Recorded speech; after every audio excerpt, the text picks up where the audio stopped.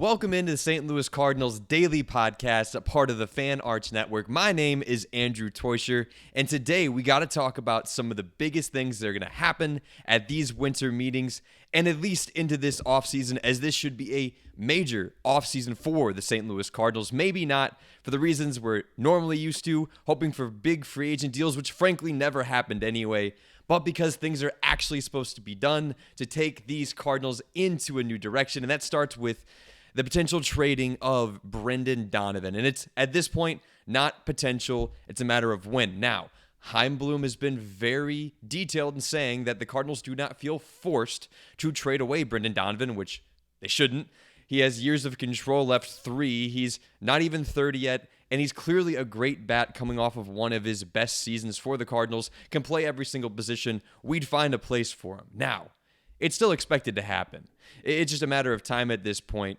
Dominoes have already begun falling at the winter meetings at the time of this recording on Tuesday.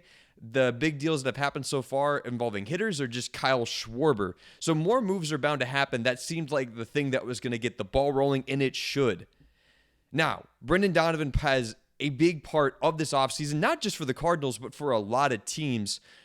There's a lot of teams interested in the man.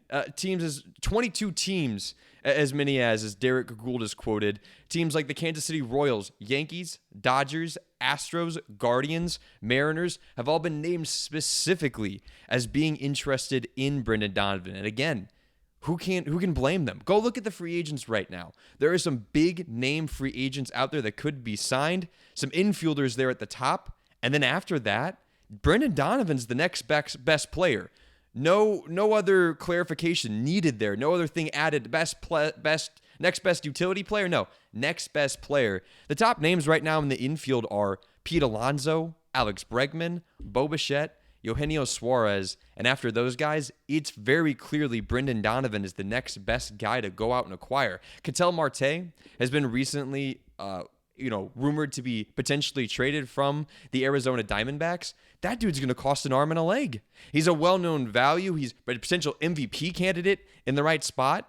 He's going to cost a ton prospect-wise and financially, as he's already received his extension. Donovan coming up late like he did, even though he's going to be 29 this year, he still has 3 years of control and arbitration coming up.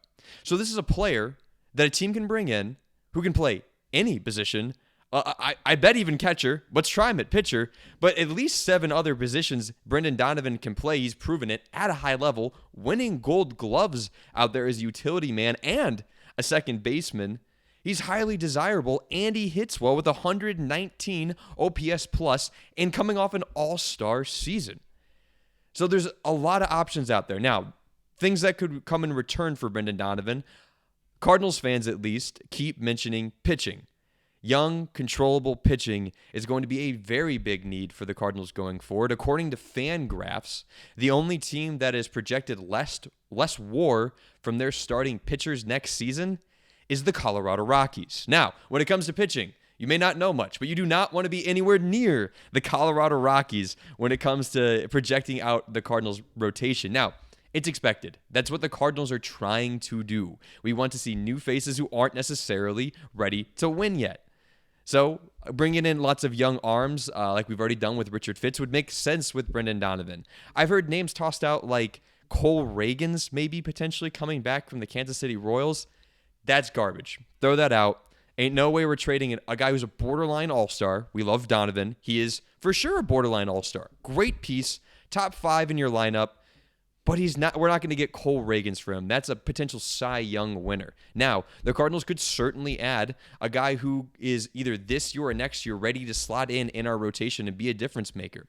More realistically from the Kansas City Royals, for instance, may be a Noah Cameron, or on the higher end, a Chris Bubich would be excellent, young, controllable arms with upside. It's not going to be some high-end crazy deal. So don't set your expectations there, but if the Cardinals come away with a young, controllable starting pitcher who has hopes of being an all-star one day, not necessarily an ace, the Cardinals fans should be ecstatic for such a haul for Brendan Donovan. And there's some big teams that are in on him, so we should expect potentially a very solid package for Brendan Donovan coming either this winter meetings. It's been reported that Brendan Donovan is one of the guys expected to go first in terms of guys being traded. But if Bloom doesn't get the things that he wants, he's got all the leverage. We can hold on to him for 3 more years before we have to eventually move on and make a deal in free agency. So Brendan Donovan should bring a nice haul. Other guy that should bring in a nice haul for the Cardinals is one, Jojo Romero. Lefty, dynamic, crazy man out of the bullpen. He's the guy who got his own song as our closer there at the end of the season. It wasn't quite Hell's Bells, but we still loved the closer entries coming there from JoJo. A guy who, this is what the Cardinals do best under Mo. Mo, I give you a lot of flack.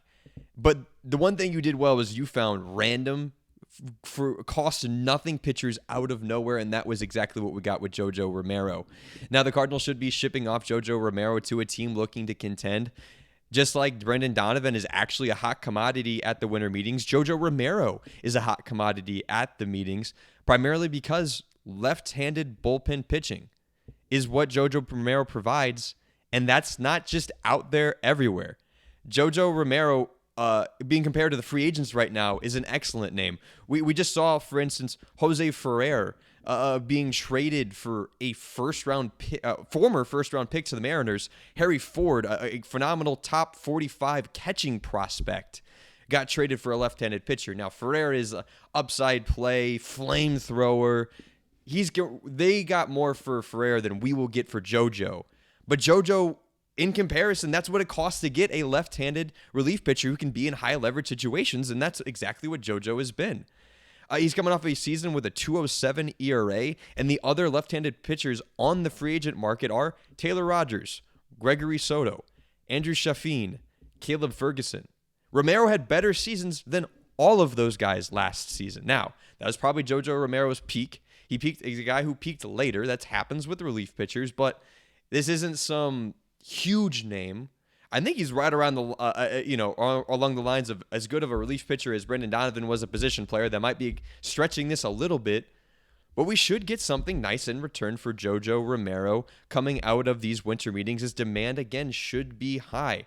And I love the trades that Chaim Bloom is considering here. I love this tearing down. I had the opportunity a couple of years ago to ask Mike Mozeliak some questions on an evening whenever we were playing the Cincinnati Reds as a part of the media day for social influencers like myself.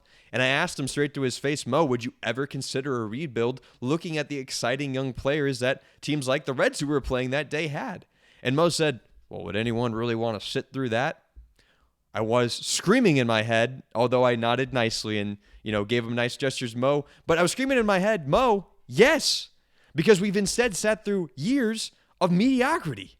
We're ready to move on to actually rebuilding this thing and doing it right. Mo initially, when he had taken over, did it the right way. We brought up our position players. We groomed them to where they were supposed to be. But when's the last time a big prospect hit for the Cardinals? You want to talk Jordan Walker? You want to talk Alex Reyes? You want to talk Steven Piscotty? Those were our last top prospects that have come through and done nothing thus far. We are excited for a new regime to come in and let these young guys play, and Donovan and Romero should be instrumental in producing more options for us, more young options for us to play, and hopefully pitchers, because that's where we lack right now. Another guy who could be on the move to present us some potential options for some more playtime for some youngsters is Nolan Arenado leaving. And Chaim Bloom gave an update on the Nolan Arenado situation. His words were very brief and to the point. Cutting Nolan Arenado is, quote, not an option. He's been asked a few times to this point, and he keeps giving the same response. We will not cut or waive Nolan Arenado. He will be traded for. Now, this one, the Cardinals fans will have to be patient for. Romero, Donovan, hot commodities, cheap options to be traded for in terms of financials and how it's going to hit the books. Nolan Arenado is not that. Nolan Arenado is coming off a season where he was 34 years old, and he had a 237 batting average and a 666 OPS, and he's owed $37 million over the next 2 seasons. Nolan Arenado, no one's running after Nolan Arenado. I'm sorry. Not like the Cardinals did a few years ago. It was a great trade at the time. He's in a different part of his career. Now, where teams can hopefully have some promise when trading for Nolan Arenado is look at some of the guys who've been acquired on the cheap and then gone to contenders and at an older age and given them some looks. Paul Goldschmidt last year came off the Cardinals and was excellent for what the Yankees acquired him for. I think of guys like Evan Longoria going to the Diamondbacks whenever they made their World Series run. Evan Longoria was on the down and out. Nolan Arenado offers something very similar to what he did. Great fielding still very solid to good fielding, although he's down from his Platinum Glove award-winning levels.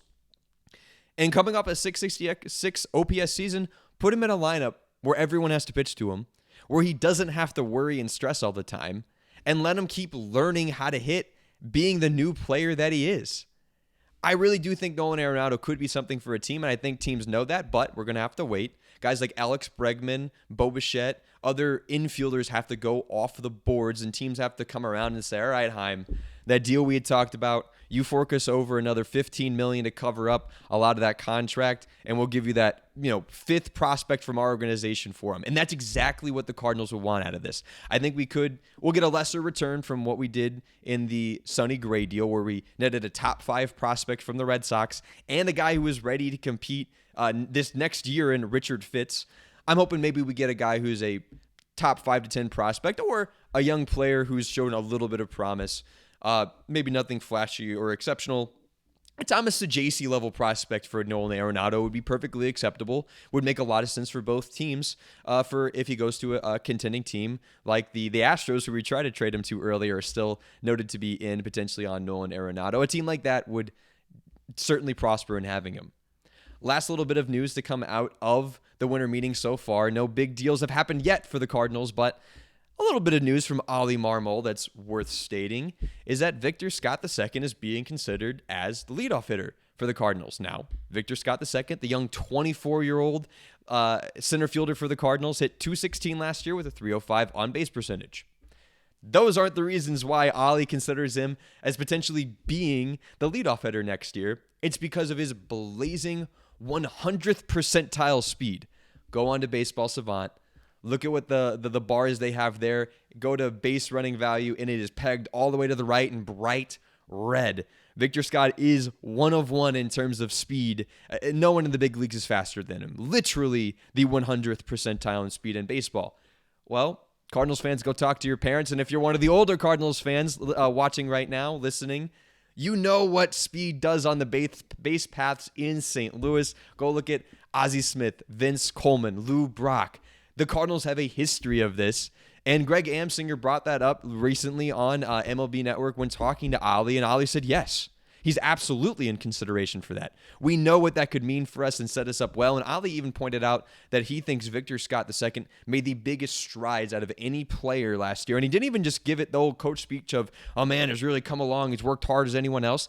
He went into detail about how he's worked really hard on his process, preparing for pitchers, and how to adjust for pitchers knowing how he's going to hit. If you remember at the beginning of the season, he was off to a hot start, and then he went through a massive drop, being benched throughout the season, and then he said he's really come around on that at the end of the year. So Victor, hats off to you. Hopefully we see you leading off for the Cardinals and having great success.